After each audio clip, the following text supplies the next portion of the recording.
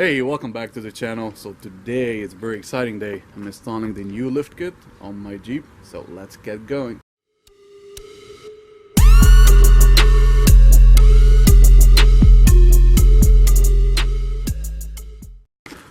So let me show you guys what we got over here. First, we got my buddy Michael here. What's going on, brother? He's here to help and have some fun. Got all my tools ready to go, and I got my lift kit. My lift kit is the Metalcloak 3.5 inch lift kit. So first, before I show you that, let's talk about what I already have on my Jeep. So I already have these sway bars. These are the Metalcloak quick disconnect sway bars. I have the Wrangler track bar. I don't know if you guys can see that. It's right down there. And I have the bump stops. I have 3 inch in the front, 2 inch in the back, what Metalcloak recommend, so you'll need those. I have in the rear the bracket for the track bar, and I have the emergency brake relocation bracket. So normally when you lift up your Jeep, especially if you go a little high, you need, not just springs and shocks, you need stuff to kind of center your axles, because when you lift it up, your front will shift this way, the rear will go that way, so the track bar will fix that. And I have here in the front, I have the drop bracket, kind of fix my geometry. This is just a temporary fix till I get my control arms. So that will fix the geometry in the front, because you'll need to kind of fix your caster and all this stuff with the control arms. And look what we got here, guys. We got the Metalcloak with the Rock Sport shocks. These are sick shocks, long travel shocks. So I went with Metalcloak because, I mean, the quality is amazing and their customer service is really good. Like, you call them, ask them a question, they're amazing. They help you, they know what they're talking about. And then even they call me like a week before they sent out my lift kit. They call me, okay, thank you for ordering, and your lift kit should be delivered soon. So I was like, that's pretty cool. So here I got the springs, I got the front, rear springs. I got this one here is the spacer for the rear sway bars, the rear sway bars. I got some cool stickers. I have the Rock Sport shocks. These are the shocks. I have the front relocation bracket for the shocks.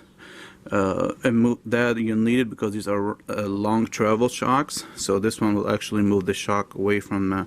It's a different mounting point, and then moves it away from the frame, so you don't damage your shocks on full droops. And you got a bunch of hardware. So that's about it. So the only thing it's so what's cool about lift kits like this, you can go either buy the full lift kit or you can buy components. So like I said, I had a lot of stuff already installed on my Jeep, so the only thing I'm still missing is the control arms, and that's gonna happen in the future for sure. So let's get going.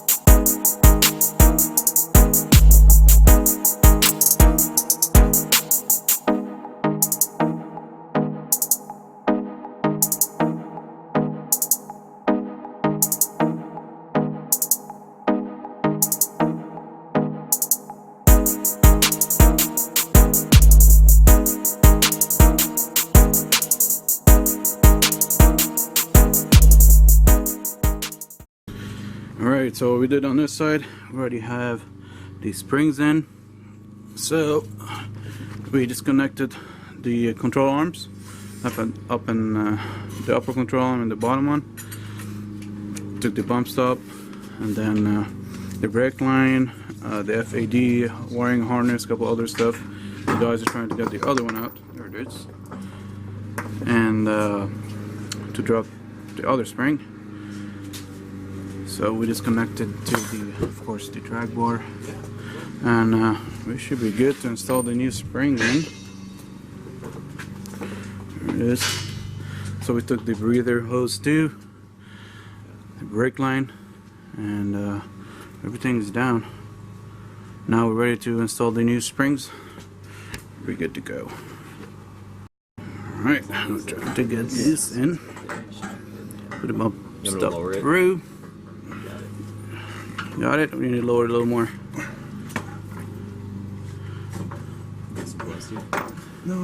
There you go, got it.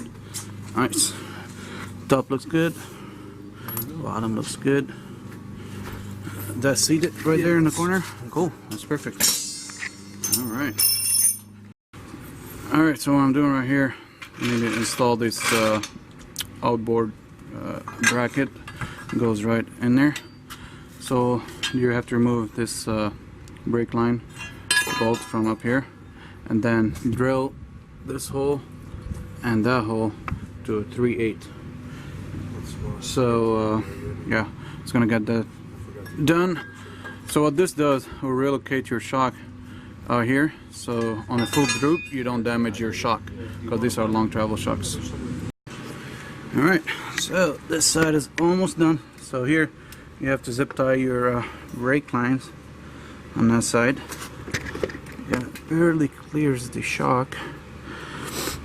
I can probably bend that inward a little bit, give it a little more room. And the shock is in, springs are in, bump stops in. Reconnected the control arms, so I have to tie them down when I put the Jeep on the ground. These are not tight, and probably have to, I don't know, maybe I'll leave this. We'll see how much clearance I'll have on this side. If I need to reconnect the brake line bracket, we'll see that. Keep that for later. We'll decide on that. But first side is done. So when you drill the holes for the bracket, make sure you use paint, black paint, and then on the threads, on everything, all the bolts down there, use blue. You can use red, but just make sure you put only a little bit if you use red. I use blue or red.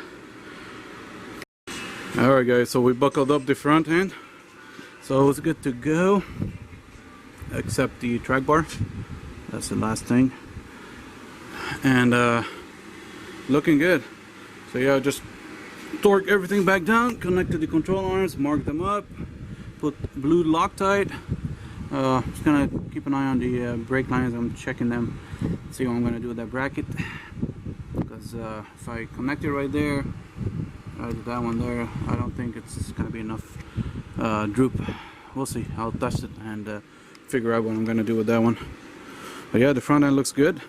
And we actually gained, if you guys remember, we measured first at 41 and probably 3/4 or 41.5, and now we are sitting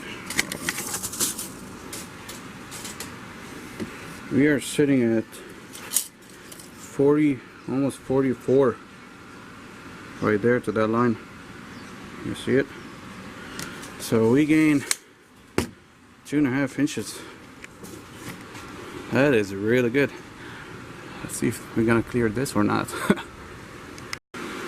Alright, give you guys an update where we're at. We're done with the front, came to the rear. So what I did, I already disconnected my sway bar, top and bottom, the track bar. I did that when I had the Jeep on the ground. Now what I'm doing is disconnected the control arms. You have to take that little plastic cover here. There's like 3 little screws, and then you'll be able to access the shock mount, the top one, the one up there, and then the one at the bottom. and then you'll drop the whole thing off. I took the first spring out somewhere here, and now about to install the remove this track bar, and then put like a little spacer up here, and then install the track bar top. After that, got the shocks in, the springs I mean, then the shocks and the control arms.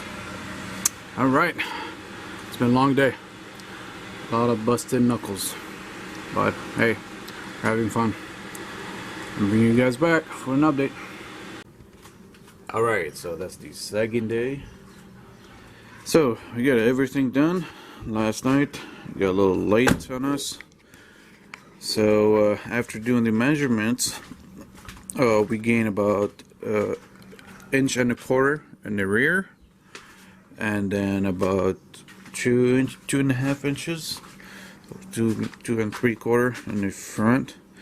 And I took it for a little test drive back here, and what a difference! I love it. And I flexed it a little bit, and it's impressive. I'll leave a picture. You guys can see it.